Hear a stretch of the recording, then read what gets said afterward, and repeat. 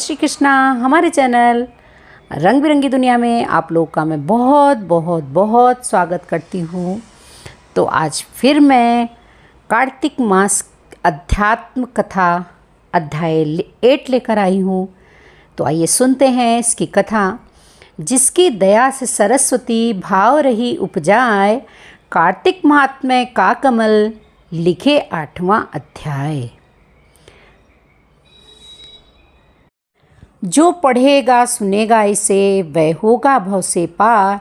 श्री हरि से लिख रहा 9वें अध्याय का सार। राजा पृथु ने कहा, हे मुनिश्रेष्ठ नारद जी, आपने कार्तिक माह के व्रत में जो तुलसी की जड़ में भगवान विष्णु का निवास बताकर उस स्थान की मिट्टी की पूजा करना बतलाया है, अतः मैं श्री तुलसी जी के महात्म्य को सुनना चाहता हूँ। तुलसी जी कहाँ और किस प्रकार उत्पन्न हुई, यह बताने की कृपा करें। नारद जी बोले, राजन, अब आप तुलसी जी की महत्ता तथा उनके जन्म का प्राचीन इतिहास ध्यानपूर्वक सुनिए।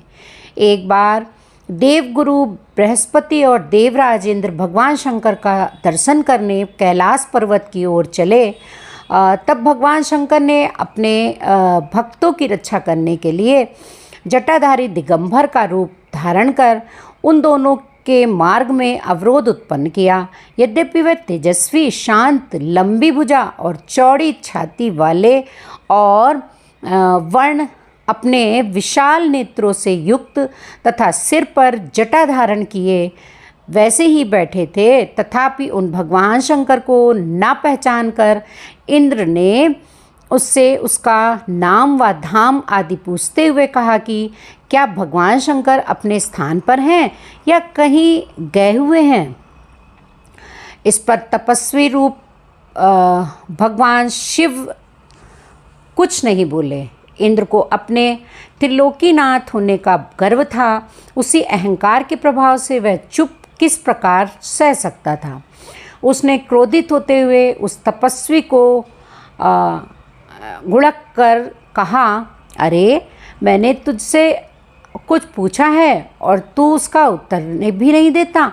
मैं अभी तुझ पर वज्र का प्रहार करता हूँ, फिर देखता हूँ कि कौन तुझ दुर्मति की रक्षा करता है। इस प्रकार कहकर जैसे ही इंद्र ने उस जटाधारी दिगंबर को मारने के लिए हाथ में वज्र लिया, वैसे ही भगवान शिव ने वज्र सहित इंद्र का हाथ स्तंभित कर दिया और विकराल नेत्र कर उसे देखा। उस समय ऐसा प्रतीत हो रहा था कि वह दिगंबर प्रज्वलित हो उठा है और वह अपने तेज से जला देगा। भुजाएं स्तंभित होने के कारण इंद्र दुखित होने के साथ साथ अत्यंत कुपित भी हो गया, परंतु उस जटाधारी दिगंबर को प्रज्वलित देखकर बृहस्पति जी ने उन्हें भगवान शंकर जानकर प्रणाम किया और दंडवत होकर उनकी स्तुति करने लगे।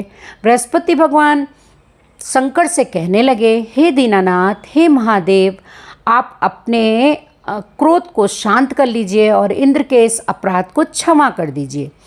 बृहस्पति जी के यह वचन सुनकर भगवान शंकर ने गंभीर वाणी में कहा कि मैं अपने नेत्रों से निकाले हुए क्रोध को किस प्रकार रोकूं।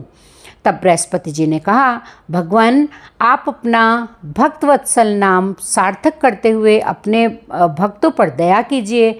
आप अपने इस तेज को अन्यंत्र स्थापित कीजिए और इंद्र का उद्धार कीजिए।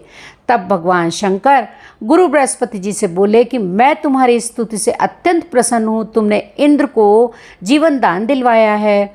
मुझे विश्वास है कि मेरे नेत्रों की अग्नि अब इंद्र को पीड़ित नहीं करेगी। बृहस्पति जी को इस प्रकार कहकर भगवान शिव ने अपने मस्तक से निकाले हुए अग्निमय तेज को अपने हाथों में लिया और फिर उसे क्षीर सागर में डाल दिया।